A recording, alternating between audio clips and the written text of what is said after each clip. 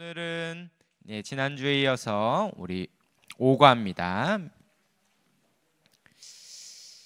오직 믿음으로 들어가는 하나님 나라 우리 두 번째 시간인데요. 우리 교재는 75페이지에 있습니다. 믿음과 신뢰로 들어가는 하나님 나라.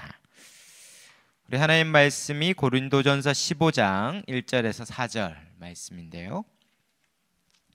고린도전서 15장 1절에서 4절 제가 한번 읽도록 하겠습니다.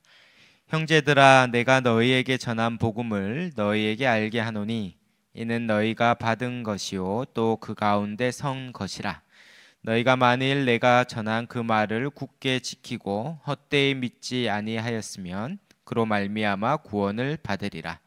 내가 받은 것을 먼저 너희에게 전하였노니 이는 성경대로 그리스도께서 우리 죄를 위하여 죽으시고 장사 지낸 바 되셨다가 성경대로 사흘 만에 다시 살아나사. 아멘. 우리가 구원을 받는데 어떻게 구원을 받습니까? 믿음으로 구원을 받죠. 우리가 돈으로도 못 가고 힘으로도 못 가고 어떻게 갈 수 있습니까?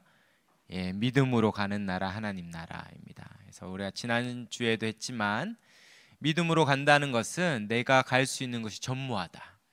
내가 수영을 배우고 아무리 잘해도 뭐 10바퀴, 20바퀴, 30바퀴 1시간 내도록 수영은 할 수 있지만 그러나 태평양은 수영해서 건널 수 없듯이 그 거룩하신, 우리와 비교할 수 없이 거룩하고 어미하신 그 하나님께 점도 티도 흠도 없이 나아가는 건 불가능하죠.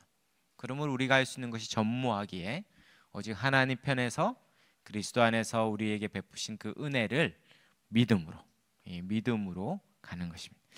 그런데 그 믿음은 어떠한 것인가? 믿음으로 간다 할 때 그 믿음은 어떤 것인가 할 때 오늘 잠시 살펴보려고 합니다.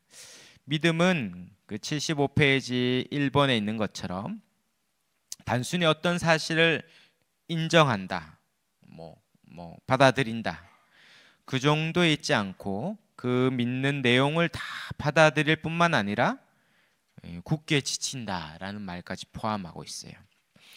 고린도전서 우리가 15장 1절에서 4절을 읽었는데요. 바울이 얘기하죠. 내가 너에게 전한 복음은, 그래서 바울은 어떠한 복음의 내용을 전했어요. 그러면 그 내용을 알아야 되겠죠. 1차적으로 2절에도 내가 전한 그 말을 어떻게 해야 됩니까? 받았을 뿐만 아니라 2절에는 특별히 굳게 지키고 헛되이 믿지 않아야 된다. 그러므로 굳게 지키고 헛되이 믿지 아니하면 그로 말미암아 구원을 받죠. 그러므로 구원은 어떻게 받습니까? 그 말을 굳게 지키고 헛되이 안 믿어야 돼요. 그러면 이런 말도 가능하겠죠. 만약에 말씀을 들었어요, 받았어요. 그러나 굳게 지키지 않고 헛되이 믿는 경우가 있을 수도 있다라는 거예요. 있을 수도 있다. 그 대표적인 인물이 데마라는 사람이거든요. 데마라는 사람은 바울이 골로새서에 언급할 만큼 아주 동력자였던 것 같아요. 아주 지도적인 교회의 인물이었던 것 같아요. 그러나 바울이 쓴 마지막 서신인 디모데후서에 보면 데마가 나를 버리고 떠났다 이렇게 얘기합니다. 그 교회의 지도자였는데, 바울이 언급할 만큼 이름이 알려진 지도자였는데도 불구하고 그들은 굳게 지키지 않고 결국 헛되이 믿음으로 떠나는 경우가 있습니다. 그것은 그때만이 아니라 우리도 있어요. 우리도 안타깝게도 우리의 교회에 혹 사랑방에 교회를 같이 잘 다녔는데 예수님을 잘 믿는 것처럼 보였는데 세례까지 혹 받았을 수도 있어요. 그리고 열심히 봉사도 했을 수 있습니다. 교회 여러 가지 것들을 함께 참여했을 수도 있지만 안타깝게도 여러 가지 이유로 예수를 믿었더니 별거 없더라. 큰 질병이나 우환이나 또 만약에 자식이 대학에 못 갔거나 취직을 못 했거나 여러 가지 일어나는 일들 때문에 예수 믿는 거 소용없네, 믿어봐야 소용없네 라고 말하며 떠난 사람이 있어요. 안타깝게도.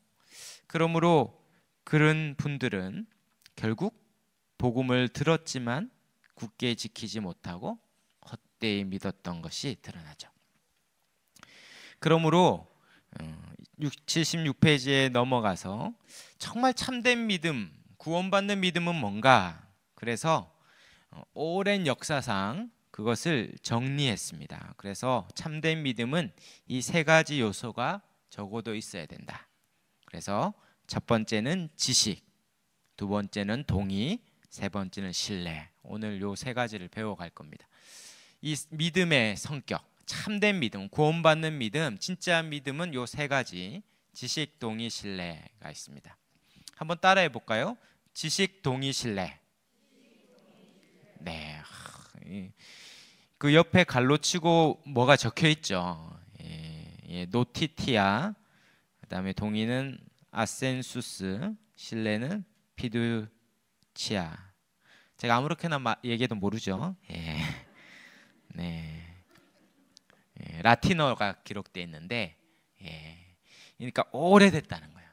이건 그냥 제가 만든 말이 아니고 최근에 만든 말이 아니라 적어도 3, 4세기부터 오랫동안, 수천 년 동안 믿음은 이런 성격이 있다는 것을 이미 정리했고, 특별히 종교개혁가들이 다시 발견하고 오늘까지 전해지고 있습니다. 몰랐죠, 근데. 그래서 저를 만난 게 복이다, 이런 생각을 오늘 하게 되죠. 이 믿음이 이 세 가지 성격입니다. 그래서 확인해야 돼요. 나의 믿음을 먼저 확인하고 내 가족과 사랑방 식구와 주위에 이 참된 믿음을 가진가, 혹 헛된 믿음이 있지는 않은가 돌아보고 그 믿음을 지켜줘야 됩니다. 첫 번째 참된 믿음은 믿고자 하는 대상에 대한 분명하고 충분한 지식이 있어야 돼요. 믿음은 충분한 지식이 있어야 돼요. 그냥 전도지 정도의 그 정도의 내용으로는 위험합니다. 참된 믿음은 우편강도처럼 구원받을 수도 있지만 꼭 우편강도처럼 구원받을 필요는 없거든요.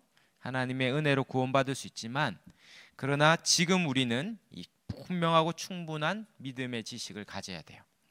그리고 두 번째로, 참된 믿음은 이 믿고자 하는 대상을 잘 알고 그 다음에 어떻게 해야 됩니까? 분명하게 동의해야 됩니다. 우리의 마음과 감정과 전인격을 다해서 그걸 받아들이고 동의해야 돼요. 그리고 세 번째, 그것을 동의할 뿐만 아니라 분명하게 동의한 것을 신뢰하고 그것에 따라 살아가는 것입니다. 그 믿는 바대로 우리의 삶이 살아가는 것이죠. 우리는 쉽게 통속적으로 믿음을 이렇게 얘기합니다. 복음을 전했는데 그래도 거부하진 않았어요. 그래서 부정하지도 않고 네, 좋네요, 믿을게요. 그래서 긍정적으로 반응하면 저 사람 믿는다. 그리고 교회까지 왔어요. 확실하죠?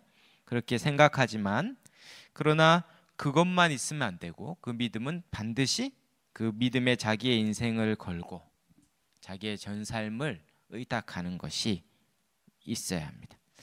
단순히 믿는다고 해서 어떠한 감정적으로 끌리거나 울었다고 해서 막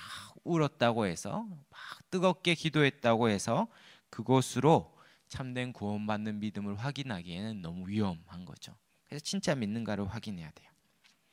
그래서 첫 번째 정리하는 것은 구원받는 참된 믿음의 지식이 있어야 되죠. 그 지식이란 어떤 거겠습니까? 예수님에 대한 거겠죠. 예수님이 누구신지, 나를 위해 무슨 일을 하셨는지를 잘 알아야 되죠. 그것을 이름하여 예수님의 인격, 예수님의 사역 이렇게 말하죠. 예수님이 어떤 분인지 그걸 잘 알아야 돼요. 그냥 예수님이 하나님의 아들이시고 나를 위해 십자가 죽으셨다, 그것만 알면 되면 성경이 66권이 필요 없겠죠. 한 장이면 다 돼요. 한 장이면 다 되겠죠.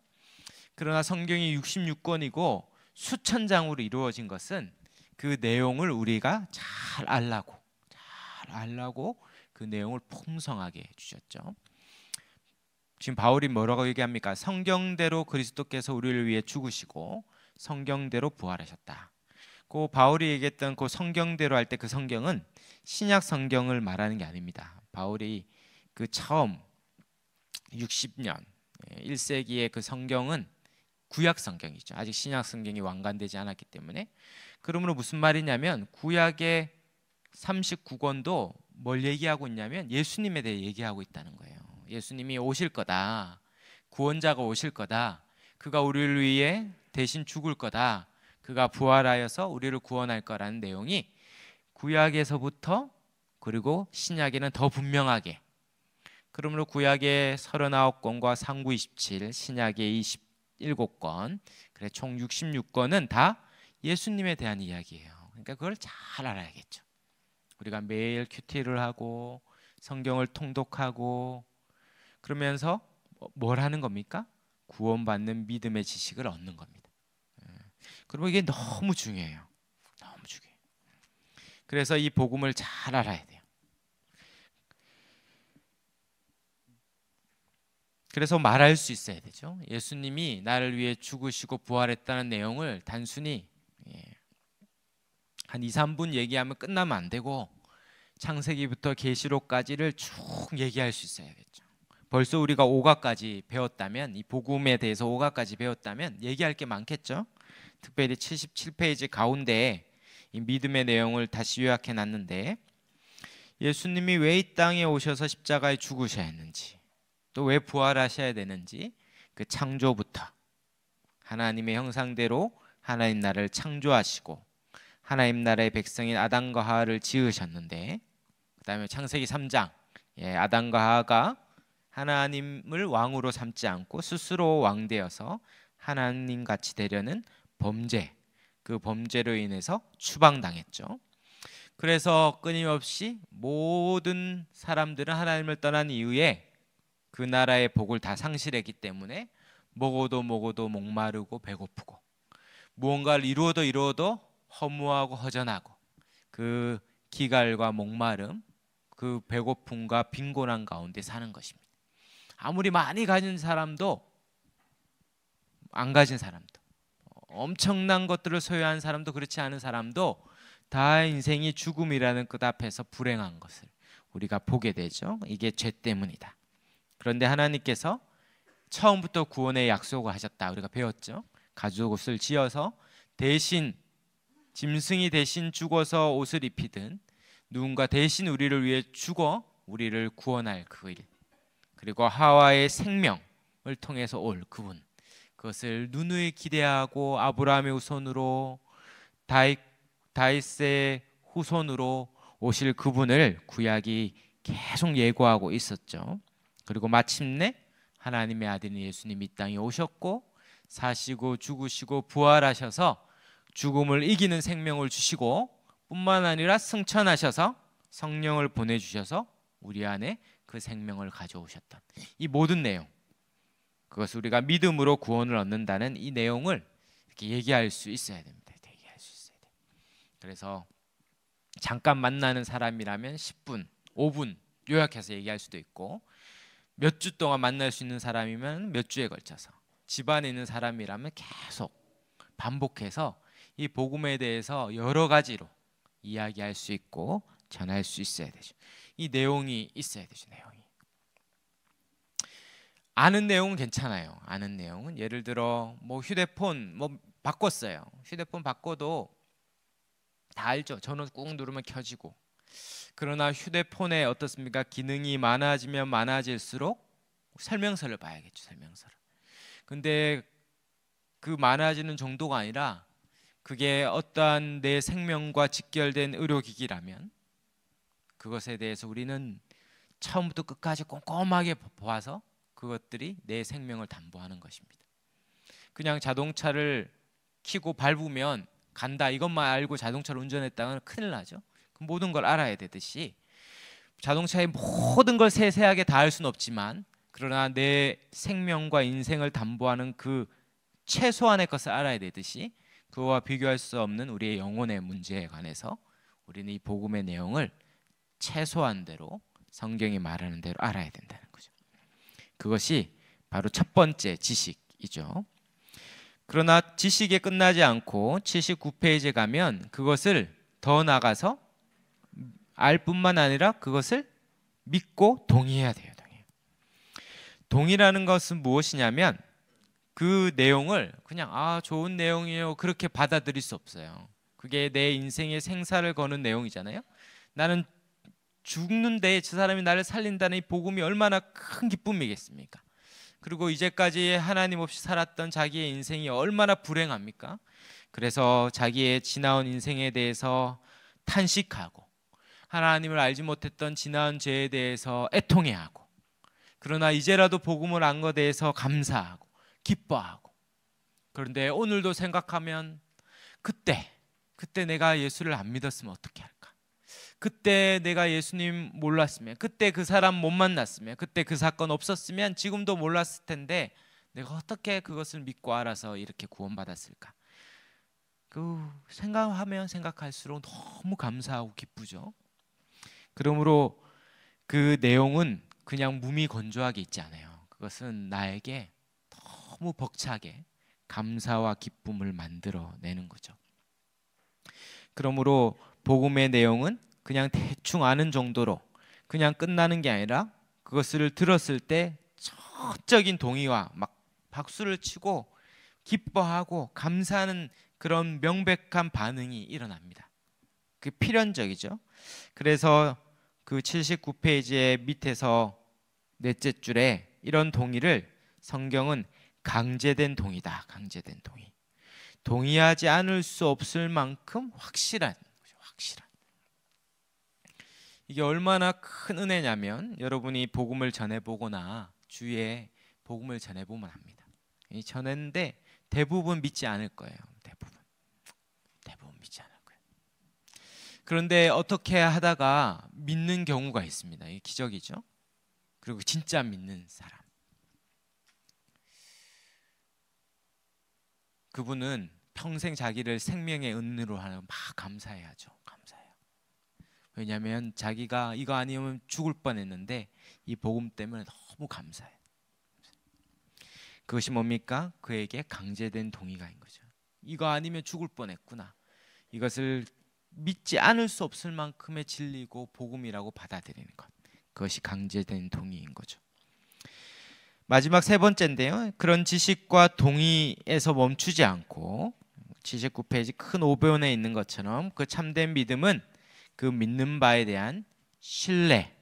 그 신뢰는 무슨 말이냐면 그것에 자기의 전 인생을 두고 날마다 의지하며 살아가는 것입니다.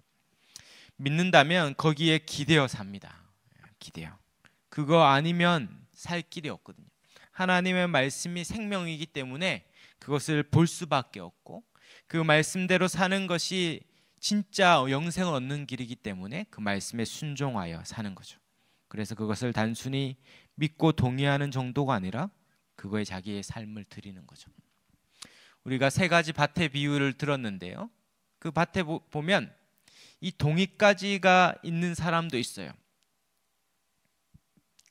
그래서 누가복음에 보면 밭의 비유에 보면 그 돌짝밭은 어떻게 합니까? 그 씨를 받아서 말씀을 받아 기쁨으로 받는다 했어요. 기쁨으로.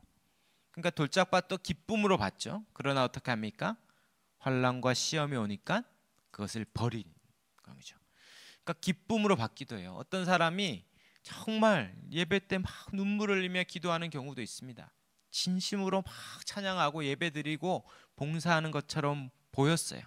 그런데 어느 순간 믿음을 버리는 경우가 있죠. 그러면서 우리가 막 당황스럽잖아요. 그러면 저 사람은 하나님이 믿음을 줬다가 뺐냐? 아니요. 줬다가 뺏은 게 아니라 처음부터 헛된 믿음, 가짜 믿음이었던 거죠. 구원받는 믿음이 아니었습니다. 놀랍게도 야고보서는 그 믿음을 무슨 믿음이라고 하냐면 귀신들도 믿고 떠든다, 이렇게 귀신들이 가진 믿음과 같다는 거예요. 사랑하는 여러분, 귀신들이 어땠습니까? 예수님 당시에 귀신들이 지식이 있었어요. 거라사 광인에게 예수님이 거라사 지역에 갔을 때 광인이 예수님을 보자 막 쫓아와서 그 앞에 무릎을 꿇었거든요. 근데 거라사 광인은 얼마나 힘이 셌든지 쇠사슬로 묶어도 그걸 다 끊어버리고 미쳐 날뛰었거든요. 그런데 지금 예수님이 딱 오자 그 앞에 무릎을 꿇고 아주 조용한 사람. 그러면 얘기하죠. 하나님의 아들 예수요, 왜 벌써 오셨습니까? 벌써 그 일을 하려고 오셨습니까? 뭐라고 얘기합니까? 지식이 있었어요. 예수님이 하나님의 아들이란 지식이 있었죠. 놀라운 고백도 했죠. 그리고 하나님의 아들인 예수님이 무슨 일을 할지도 알았어요. 하나님 나라를 가져오시는 분이라는 것도 알았어요. 그리고 뭐도 합니까? 벌벌벌 떨고 그 앞에 엎드려 순종까지 했죠. 그러나 그 귀신들의 믿음으로 그 귀신은 구원받습니까? 그렇지 않죠. 뭐가 없는 겁니까? 지식 혹 동의까지 있을 수 있지만 결국 뭐가 없습니까? 신뢰가 없는 거죠. 그 귀신은 절대로 예수님의 말씀대로 자기 인생을 살 마음 전혀 없는 것입니다. 그냥 그분을 알고 인정하고 동의하지만 그러나 그 예수님의 말씀대로 순종하여 자기의 전 삶을 들여 살지는 않는 것이죠. 그러므로 참 믿음은 신뢰까지 가야 되는, 신뢰까지. 그 신뢰는 뭡니까? 이 복음이 진짜요, 내 인생의 유일무이한 진리요, 이것 외에는 살 길이 전무하기에 내가 그것에 내 삶을 전체를 걸어서 살아가는 것입니다. 베드로는 그런 의미에서 참 믿음이었죠. 예수님을 진짜로 만나자 자기의 모든 소유를 버리고 주를 쫓았습니다. 제자들이 그랬죠. 나를 따라오려거든 자기 것을 내려놓고 부인하고 따라가는 그런 자만이 참된 믿음을 가진 것이죠. 어떠한 심장병 환자가 의사 진료를 받았죠. 그리고 다 치료받은 이후에 알약을 주면서 매일 이 하루에 이 알약을 하나씩 먹으면 산다. 그런데 만약에 먹지 않으면 죽을 수도 있다. 그는 이 약을 먹으면 산다는 지식도 있고 그 약을 먹어야겠다는 동의도 했어요. 그 다음에 그 마지막 그 약을 매일 먹겠습니까? 안 먹겠습니까? 이제 코로나 때문에 살찐 분들이 있던데, 밥을 많이 먹으면 살찐다는 지식도 있고 살찌지 않고 싶은 열망도 있죠. 그러나 잘 실천이 안 돼요. 초콜릿을 먹으면 살찐다는 지식도 있고 그 먹으면 몸에 안 좋다는 것도 알고 안 먹고 싶은 마음도 있어요. 그러나 그 유혹에 못 넘어가죠. 괜찮아요. 그런데 그거는 우리의 인생과 우리의 생사를 결정하지 않습니다. 천국. 그러나 심장병 환자가 이 약을 먹지 않으면 죽을 수도 있다고 얘기를 듣는 이상 안 먹는 사람은 한 명도 없습니다. 그것이 자기의 생명과 직결되어 있거든요. 우리의 믿는 이 복음의 내용이 정말 내 생사에 달린 참 믿음인가? 그것을 참 믿음으로 받았는가는 그가 그 지식을 어떻게 대하고 사는가로 보면 알아요. 그걸 정말 내 생사로 여기며 사는가? 아니면 믿으면 좋고 안 믿어도 뭐 괜찮고 그럴 수 없다는 거죠. 제가 아내가 갑상선 수술하고 이제 그 호르몬제 약이 나오더라고요. 그래서 반 알씩 먹는데 제가 처음에 이제 다 치료가 끝나고 매일 아침 한 게 있어요. 뭐 출근하고도 맨날 했습니다. 약을 먹었냐? 아내 이름이 호랍이잖아요. 그러니까 그거는 생사와 달려있지 않지만 그러나 꼭 그런 것처럼 느껴지더라고요. 그래서 이거 맨날 확인하게 되고요. 지금은 뭐 확인 안 하지만 그때는 그게 생명과 같이 여겨지더라고요. 사람이 그런 것입니다. 내가 가진 이 믿음, 내가 가진 이 지식, 이것이 정말 내 생명이라면 그거가 내 삶 전체가 그에 달려 살아갑니다. 불가능하죠. 그렇게 안 하기가 불가능한 겁니다. 예수 그리스도가 정말 우리의 생명입니까? 정말 이것을 믿으면 우리의 천국이 이거에 달려 있습니까? 다른 어떤 거와 비교할 수 없는 유일무이한 진리입니까? 그렇다면 우리가 다른 몇 가지 때문에 이것을 부인할 수 없고 포기할 수 없는 것이죠. 우리가 염려할 때마다 묻는 것입니다. 주님이 정말 살아계신가? 그분이 나와 함께 하시는가? 그분이 자기 아들을 아끼지 않고 내어주시니가 이 모든 것을 더해주시지 않겠느냐? 정말 이 말씀을 내가 믿는가? 우리 자녀가 어려움을 겪을 때 우리의 자녀의 아버지가 하나님이시라는 걸 믿는가?